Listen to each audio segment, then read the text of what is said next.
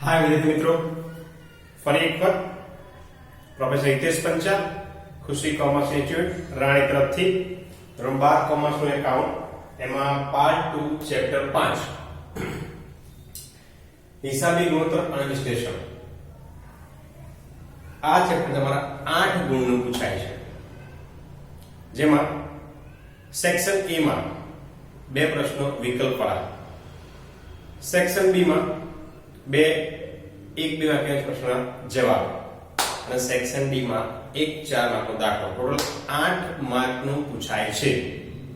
બરાબર, એટલે કે વધુ બે ગુણોત્તર પૂછાય. ઓકે, અને તમારી પાસે લગભગ 12 કે 13 ગુણોત્તરો છે, એનો તમારે અભ્યાસ કરવાનો છે. હવે સૌથી અગત્યનું જે છે એ આ છે કે તમારી પાસે આ ચેપ્ટરમાં શું જાણવાનું છે, શું કામનું ચેપ્ટર આ, તો એની માટે પહેલા આપણે વ્યાખ્યા જોઈ લઈએ. બરાબર, અને વ્યાખ્યા જોઈ અને પછી આપણે આગળ વાત કરીએ બીજી કે જરૂરિયાત શું લાગી, કેમ આ ચેપ્ટર બનાવ્યું છે. હકીકતમાં આ ચેપ્ટર કોલેજમાં આવે છે, જેમાં લગભગ 21 ગુણોત્તરો છે, આપણી પાસે 9 ઓછા છે. બરાબર, પણ જે છે એ તમારી માટે બહુ જ કામના છે, નોલેજેબલ ચેપ્ટર છે. ભવિષ્યમાં તમે તમારો ધંધો કરતા હોય, અધરવાઇઝ તમે કોઈ કંપનીમાં મેનેજર છો, સંચાલક મંડળમાં જાઓ છો, તો ત્યાં સંજોગોમાં તમારા માટે બહુ જ ઉપયોગી એવું ચેપ્ટર છે. અહીં એક નિષ્ણાંત વ્યક્તિ છે જેનું નામ છે IM પાંડે. બરાબર, એના મત અનુસાર બે હિસાબી આંકડાઓ વચ્ચેનો જે સંબંધ ગાણિતિક દશામાં આવે છે, ગાણિતિક મતલબ ગણતરી દ્વારા દર્શાવવામાં આવે છે, જે એને શું કહેવાય, ગુણોત્તર અથવા એને કહેવાય નાણાકીય ગુણોત્તર કહેવામાં આવે છે. ફરી એક જરાક, બે હિસાબી આંકડાઓ બરાબર વચ્ચેના સંબંધને ગાણિતિક સ્વરૂપે દર્શાવવામાં આવે, તે શું કહેવાય, ગુણોત્તર અથવા નાણાકીય ગુણોત્તર કહેવામાં આવે છે. આ વ્યાખ્યા કે છે કે બે આંકડાઓ વચ્ચેનો સંબંધ, સરખામણી થાય છે બે આંકડા વચ્ચે. હવે શું છે આ ગુણોત્તર ની વિશેષતા શું? તો પહેલું છે ભૂતકાળના નાણાકીય પત્રકો આધારિત છે. બરાબર, સીધી વાત છે, હંમેશા વર્ષ પૂરું થાય પછી એમાંથી તારણો કાઢવામાં આવે. તારણો કાઢવા માટે સૌથી અગત્યનું છે આ હિસાબી ગુણોત્તર. બરાબર, ટૂંકમાં અને ઝડપી માહિતી મળે માટે. બરાબર, તો કહેવાનો મતલબ એ છે બેટા કે અહીંયા ભૂતકાળની માહિતીને સરખામણી કરવા માટે ઉપયોગી છે. બીજું, પેઢી દ્વારા વિકસાયેલા ગુણોત્તર સરખામણી થાય છે. દર વર્ષે પેઢી નક્કી કરેલા હોય કે આટલા ગુણોત્તર શોધવા અને એના પરથી સરખામણી કરીને નક્કી કરવું. શું નક્કી કરવું? ધંધાની સદ્ધરતા, તરલતા, પછી લાંબા ગાળાની સદ્ધરતા. બરાબર, બધું જ અહીંયા જોવા મળે છે. પ્રવાહિતતા, બરાબર છે, આ બધું જ અહીંયા જોવા આપણને મળે છે. પછી ઉદ્યોગ ગુણોત્તર અને હરીફોના ગુણોત્તર, એટલે કે જે ઉદ્યોગો સ્થાપ્યા તમે એમાં જે શોધીએ છે ગુણોત્તર તે અને આપણા હરીફો સુધારે તે, એની સરખામણી માટે આ હિસાબી ગુણોત્તર બહુ જ ઉપયોગી છે. તેથી ભવિષ્યની યોજના શું ઘડવી એની માટે આ જ અગત્યનું છે. એટલે વિશેષતા છે કે ભૂતકાળના નાણાકીય પત્રકો આધારિત છે. પેઢીએ જે ગુણોત્તર વિકસાયેલા છે એ શોધવામાં આવે છે અને એની સરખામણી કરવામાં આવે છે. ઉદ્યોગ ગુણોત્તર અને હિસાબી ગુણોત્તર એટલે હરીફોના ગુણોત્તરો આમાં શોધીને સરખામણી કરવા માટે ઉપયોગી થાય છે. આ થઈ વિશેષતા. હવે આનો હેતુ શું, ઉપયોગિતા શું અથવા ફાયદા શું શોધવાના? શું કામ શોધવું છે? હિસાબી ગુણોત્તર શોધવા શું કામ છે? ખોટો ટાઈમ પાસ ના. તો પહેલો હેતુ છે નાણાકીય પત્રકો, કે નાણાકીય પત્રકો જે બનાવ્યા છે, કયા કયા બનાવ્યા આપણે? તો કે નફા નુકસાનનું પત્રક, પાકું સરવૈયું, રોકડ પ્રમાણપત્રક, આ એ પત્રકો બનાવીએ છીએ આપણે નાણાકીય પત્રકો, બરાબર.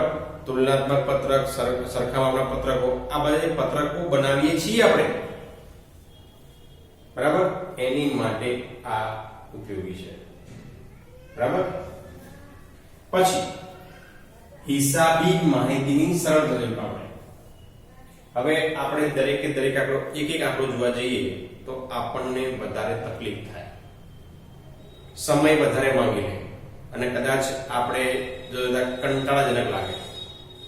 પણ જે મેનેજરો છે, ઉચ્ચ અધિકારીઓ જે કહેવાય, તમે જે બીએમ ભણ્યા છો કે ઉચ્ચ સપાટી, મધ્ય સપાટી, તળ સપાટી, એમાં ઉચ્ચ સપાટીના જે અધિકારીઓ છે એમને હંમેશા અલગ અલગ યોજનાઓ ઘડવાની હોય છે, જેની માટે એમની પાસે સ્પષ્ટતા બહુ જરૂરી છે અને ઊંડાણપૂર્વકની અને ઝડપી ખબર પડે એવી માહિતીઓ જરૂરી છે. તો ત્યાં આપણા હિસાબી ગુણોત્તર બહુ જ અસરકારક કામ કરે છે. એના પછી એકમની નફાકારકતા જાણવા. આપણે ભણીએ ને કાચો નફો, ચોખ્ખો નફો, અહીંયા બીજું પણ આવે છે કામગીરી નફો, બરાબર. તો આવા અલગ અલગ નફાની માહિતી આપણને મળે છે કે ભૂતકાળમાં નફો કેટલો હતો, ચાલુ વર્ષે નફો કેટલો છે, એને કેમ આવું થયું, તેના ખર્ચા કયા હતા, કયા ખર્ચા વધ્યા છે, ઘટ્યા છે, એની આપણને માહિતી અહીંયા મળે છે. એકમની તરલતા. તરલતા મતલબ બેટા કે આપણી પાસે જે નાણાકીય રોટેશન, જેને કહેવાય કાર્યશીલ મૂડીનું રોટેશન, બરાબર છે, આપણી જેટલી ચાલુ મિલકતો છે એના ચાલુ દેવા, બરાબર છે, એનો જે રેશિયો નક્કી કર્યો છે એ જ છે કે એનાથી કંઈક ઘટાડો થાય છે, વધારો થાય તો નો પ્રોબ્લેમ, પણ ઘટાડો થાય તો ત્યાં પ્રોબ્લેમ છે આપણને. શેના કારણો છે એ પણ તમારે અહીંયા આપણને માહિતી મળે છે. લાંબા ગાળાની સદ્ધરતા, એ તમારી શેર મૂડી છે, પ્રેફરન્સ શેર મૂડી છે, બરાબર, માલિકીની મૂડી, ઉછીની મૂડી, બિનચાલુ દેવા, બિનચાલુ જવાબદારીઓ, જોગવાઈઓ, આ બધી કેટલી વધારે છે? માલિકીની મૂડી વધારે છે કે ઉછીની મૂડી વધારે છે? મિલકતો વધારે છે, મિલકત વધી છે ભૂતકાળ કરતા, ઘટી છે, મિલકતો સામે દેવું વધ્યું છે, ઘટ્યું છે, એ ગેરો મૂકેલા છે, નથી મૂકેલા, બધી જ માહિતી આપણને અહીંથી મળે છે, બરાબર. પછી કામગીરીની કાર્યક્ષમતા. આપણા કારીગરો જે કામ કરે છે એની કાર્યક્ષમતા કેવી છે, વધી છે, ઘટી છે, એની પણ માહિતી આપણને હિસાબી ગુણોત્તર પરથી મળે છે. હવે આ હિસાબી ગુણોત્તરો જે છે એ હિસાબી ગુણોત્તરોના કારણે દરેકની કાર્યક્ષમતા, કે ભાઈ વિભાગો અલગ અલગ હોય, કોઈ એક વસ્તુ ઉત્પાદન કરવા માટે, જ્યારે કાપડનું ઉત્પાદન કરવું છે મારે, બરાબર, તો કાપડના ઉત્પાદનમાં ફક્ત એક જ પ્રોસેસ નથી હોતી, અલગ અલગ પ્રોસેસ હોય છે. અમુક 5-6 પ્રોસેસમાંથી પસાર થઈને જ્યારે કાપડ તૈયાર થતું હોય છે, બરાબર. તો એ પ્રોસેસ અલગ અલગ વિભાગની હોય, દરેક વિભાગની ક્ષમતા કેટલી છે, એ કાર્યક્ષમતા પહેલા જેટલી છે, વધી છે, મશીનો આધુનિક લાવવાની જરૂર છે કે આ જ મશીનની કાર્યક્ષમતા બરાબર છે, આ બધું જ તમને અહીં જાય. એના પછી આધાર કરવા માટે, એટલે એનો મતલબ શું? આધાર આપણે ભણ્યા સૂચકાંક, કે કોઈ ચોક્કસ વર્ષની માહિતી લઈને એને દરેક વર્ષે સરખાઈએ તો આપણને ખ્યાલ આવે છે કે આપણો સૂચકાંક વધ્યો ઘટ્યો. સેમ થિંગ, કોઈ છેલ્લા 5 વર્ષ છે દરેકનો કોઈ ગુણોત્તર નક્કી કરીએ. ચલો પહેલો ગુણોત્તર કાચા નફાનો ગુણોત્તર. તો દરેકનો કાચો નફો જે છે એ વધતો હોય, પણ રેશિયો જે છે એ વધ્યો છે, સેમ રહ્યો છે, ઘટ્યો છે, શું થયું એની જાણકારી તમને અહીંયા મળે છે. બરાબર, આવું તમને દરેક વર્ષના અલગ અલગ ગુણોત્તર દ્વારા ખ્યાલ આવે છે. મેં ફક્ત કાચા નફા ઉદાહરણ આપ્યું, ચોખ્ખા નફાનું છે, ચાલુ મિલકતનું છે, માલિકી ગુણોત્તર છે, સ્ટોક નો છે, દરેકમાં માહિતી મળે. બરાબર, ચલો નબળા પાસાની જાણકારી. એનો મતલબ આપણા ધંધામાં શું ખામી છે, કઈ જગ્યાએ કચાશ રહી જાય છે, આપણે રહે છે કે આપણે જે યોજના ઘડી છે એને અનુસારમાં ભૂલ છે, બંને સમજણમાં ભૂલ છે કે આપણે જે મશીન ગોઠવ્યા છે એ ખોટા છે, ગોઠવણી ખોટી છે, શું છે એ તમામ માહિતી આપણને આ હિસાબી ગુણોત્તરમાંથી મળે છે. આગળ આંતરપેઢી અને આંતરિક વિભાગ. આંતરપેઢીનો મતલબ થાય હરીફો જોડે. બરાબર, આંતર વિભાગ એટલે ધંધાના અલગ અલગ મેં હમણાં કીધું ને વિભાગો પાડીને કામ થતું હોય છે. દરેક વિભાગની કાર્યક્ષમતાની સરખામણી કરવા માટે ઉપયોગી છે. એમ હરીફો સાથે આપણો જે ગ્રાહક વર્ગ વધ્યો ઘટ્યો, એમની કોસ્ટ કેટલી છે, આપણી કોસ્ટ કેટલી, એમનો નફો કેટલો છે, આપણો નફો કેટલો થાય છે, હવે સરખામણી માટે હિસાબી ગુણોત્તર બહુ જ જરૂરી છે. આના આધારે આપણે ભવિષ્યનો અંદાજ કરી શકીએ છીએ, તારણો કાઢી શકીએ છીએ, નવા નિર્ણય લઈ શકીએ છીએ કે ખામીઓ જે છે એ જાણીને અને આ ખામીઓ સરળતાથી દૂર કઈ રીતે કરી શકાય એનો આપણે અહીંયા અભ્યાસ કરીએ છીએ. બરાબર, એટલે વિશ્લેષણ કરી, તારણો કાઢી અને ભવિષ્યનો નિર્ણય લેવા માટે હિસાબી ગુણોત્તર બહુ જ ઉપયોગી છે. હવે દરેક વસ્તુના બે પાસા હોય. બરાબર, જેનો લાભ હોય એનો ગેરલાભ પણ હોય. એટલે એના ફાયદા કે હેતુ જે છે, ઉપયોગિતા જે છે એ છે, તો એની મર્યાદા પણ કેટલીક છે. એ શું છે તો જોઈએ. આપણે નાણાકીય પત્રકોના પરિણામ આધાર રાખીએ છીએ. જો નાણાકીય પત્રકોના પરિણામ ખોટા હશે તો આપણું વિશ્લેષણ પણ ખોટું પડશે, આપણા ગુણોત્તર ખોટા પડશે. એટલે આપણે કોઈની પર આધાર રાખીએ છીએ. બરાબર, એના પછી પ્રમાણિત ગુણોત્તરોની ગેરહાજરી. આપણે જે કાચો નફો નક્કી કર્યો, હું તમને તમારું ઉદાહરણ આપીએ કે તમે જ્યારે ભણવાનું શરૂ કરો 12મું, હકીકતમાં 10મા ધોરણે કોમર્સ શરૂ કરો ને ત્યારથી તમારે ટાર્ગેટ હોવો જોઈએ કે 12માની અંદર મારું રિઝલ્ટ 85% કે 90% કેટલું એ નક્કી થાય. આને શું કહેવાય? પ્રમાણિકતા નક્કી. પ્રમાણિત ધોરણ નક્કી કરી નાખ્યું કે 85-90% ની વચ્ચે આપણા ટકા હોવા જ જોઈએ. હવે એની માટે 11 માંથી જ મહેનત કરવી પડે. કોમર્સમાં 11મો પાયો જેટલો મજબૂત હોય એટલું જ 12મું ઈઝી પડે, જલ્દી સમજણ પડે, વધારે ખ્યાલ આવે. બરાબર, પણ એનો મતલબ એવો નથી કે ન થાય. કેટલાક છોકરાઓ એવા હોય છે કે ભાઈ અચાનક 12માં એવું સૂચી જાય કે આવાથી કરી જ નાખવું છે તો પણ આગળ આવતા હોય છે. પણ પેલું જે નોલેજ છે 11 થી જે નોલેજ છે ને જે બેટા એ પાયો છે. બરાબર, તો એવા પ્રમાણિત ધોરણ નક્કી નથી કે ભાઈ ચલો ભાઈ આ ગુણોત્તર કાચો નફો આટલા ટકા આવવો જ જોઈએ, ચોખ્ખો નફો આટલો થવો જ જોઈએ. એવા પ્રમાણિત ગુણોત્તરો નક્કી કરેલા હોતા નથી. એની ગેરહાજરી છે.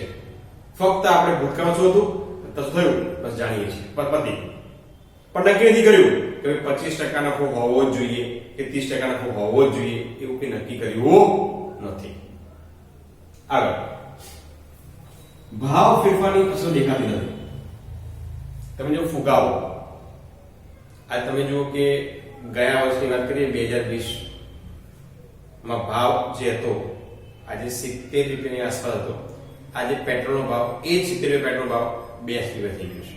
હવે આ જે વધારો થયો એ દેખાતો નથી,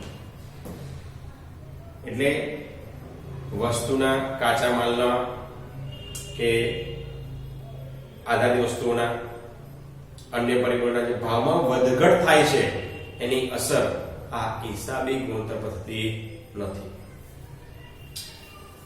ગુણાત્મક પરિબળોની અવગણના. ગુણ મતલબ ગુણધર્મો વાળી જે માહિતી આંકડા દર્શાવતી નથી એવી માહિતીની અવગણના કરવામાં આવે છે. કારણ કે અહીં લખ્યું વ્યાખ્યા છે હિસાબી આંકડાઓ વચ્ચેની વાત છે, બરાબર? એટલે ગુણાત્મક માહિતી હોય જ નહીં. આગળ સરખામણી મુશ્કેલી. કેમ? તો કદાચ એવું કહેવા માંગે છે કે સરખામણી કઈ રીતે કરશો? ગયા વર્ષની વેચાણના આધારે, ગયા વર્ષના મિલકતોના આધારે, દેવાના આધારે, બરાબર? અને તેમાં જે ગણતરી કરી છે એ જ આ ગણતરી કરી હોય એમાં મિલકતો જે છે એ જૂની થઈ ગઈ હોય, ટેકનોલોજી જૂની થઈ ગઈ હોય, તો આ બધું તમે જે છે એ સરખામણીમાં મુશ્કેલી પડે છે, બરાબર? હરીફો કામ કરે છે તો હરીફોનું અલગ પદ્ધતિ હોય છે, તો ત્યાં સરખામણીમાં મુશ્કેલી પડે છે કે એમણે કઈ રીતે ગણતરી કરી છે, શું આધાર લીધો છે, એ આપણને ખબર નથી. તો આવા આધારિત પરિબળો આપણને ખ્યાલ હોતા નથી, જેથી સરખામણી કરવી હરીફો જોડે મુશ્કેલ અનુભવાય છે, બરાબર? એટલે આ તો શું છે કે ભાઈ દરેક જગ્યાએ જ્યાં ફાયદા છે ત્યાં મર્યાદા છે, પણ આપણે તો પોઝિટિવ થિંકિંગ કે જેટલું બને એટલું પોઝિટિવ કરીએ સારું કામ, તો આ મર્યાદા આપણને ઓછી નડે. પણ કેટલીક વસ્તુ એવી છે કે જેમ કે ગુણાત્મક પરિબળો શક્ય નથી, ભાવ વ્યવહાર શક્ય નથી, એ આપણને નડે છે, બરાબર? તો આ એની મર્યાદા હતી. હવે હજી એક આપણે પ્રશ્ન ભણી લઈએ કે હિસાબી ગુણોત્તર રજૂઆત કઈ કઈ રીતે થઈ શકે છે? તો કે 5 પ્રકાર થઈ શકે. પહેલું છે પ્રમાણમાં. પ્રમાણ એટલે 1:2, 2:1, 3:2. આ શું કહેવાય? પ્રમાણ કહેવાય. બે વસ્તુની સરખામણી કરવાની, બરાબર? ટકાવારી. મોટા ભાગે જે ગુણોત્તરમાં ગુણ્યા 100 લખ્યા હોય એમાં ટકાવારી સ્વરૂપ દર્શાવાય છે, એટલે કે માહિતી ટકામાં દર્શાવાય. વાર કે વખત. જ્યારે કોઈ ટર્નઓવરની વાત આવે છે તો વાર કે વખત કેટલી વખત આ રિપીટ થયું, કેટલી વાર રિપીટ થયું, જેટલી વધુ વખત રિપીટ થાય એટલી વખત કે વાર બતાવવામાં આવે છે. મોટા ભાગે અલગ અલગ ગુણો આગળ કહીશું, બરાબર? ઉતાવળ કરવાની જરૂર નથી, આ ફક્ત જાણકારી છે. અપૂર્ણાંક સ્વરૂપે 1/5, 2/3, આ શું કહેવાય? અપૂર્ણાંક કહેવાય. એ સ્વરૂપે પણ દર્શાવવામાં આવતા હોય છે. દિવસો, અઠવાડિયા કે મહિનામાં દર્શાવવામાં આવે છે, બરાબર? મોટા ભાગે આ 1, 2, 3, 4 આ બહુ ઓછું ઉપયોગ થાય છે અપૂર્ણાંક સ્વરૂપ. કારણ કે અપૂર્ણાંક સ્વરૂપ મોટા ભાગે કેવું હોય છે કે જે આપણે ગણો, ગુણાકાર, ભાગાકારમાં શોધવા માટે ઉપયોગ કરતા હોય છે. માહિતી અપૂર્ણાંકમાં દર્શાવવાની ઓછી છે, બરાબર? તો બાકી મુખ્ય ચાલુ છે જ, પણ અપૂર્ણાંક સ્વરૂપે કેટલીક માહિતી દર્શાવવામાં પણ આવતી હોય છે, બરાબર? એ પણ તમારે અભ્યાસ નથી થતો હાલમાં, પણ તમારી પાસે પ્રમાણ, ટકાવારી, વાર વખત, દિવસો, અઠવાડિયા અને છેલ્લે મહિનામાં સ્વરૂપે દર્શાવવામાં આવે છે. તો આ તો બેઝિક નોલેજ, બરાબર? હવે એના ગુણોત્તરો આપણે કયા કયા પ્રકારના હોય છે તે નેક્સ્ટ વિડીયોમાં જોઈશું આપણે. ઓકે, હવે ગુડ ડે, બાય.